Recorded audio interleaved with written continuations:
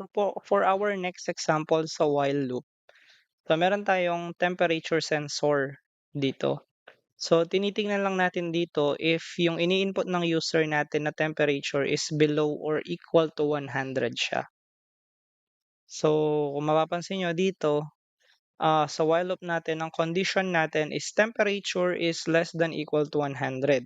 Kapag yon ay naging true, less than equal to 100 yung nilalagay niya, i-see out natin itong temperature okay, and then mag-a-ask tayo ulit sa kanya to enter yung another temperature.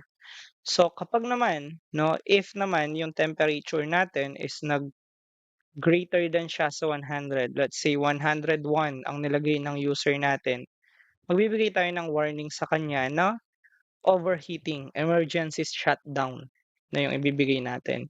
So kapag rinan natin yung program, mapapansin niyo na temperature sensor started.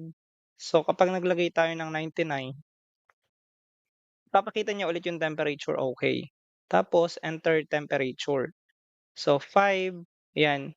So as long na below or equal to 100, mag-o-okey lang yung temperature natin. Pero 'pag naglagay ka ng 101 or pataas, magwa-warning siya and overheating. So emergency shutdown. So i-stop niya yung buong program natin. So again, yung while loop natin is for looping lang din na as long na nagiging true yung condition natin sa while loop, umiikot ng umiikot yung program natin. So ganun yung mechanics niya for temperature sensor natin.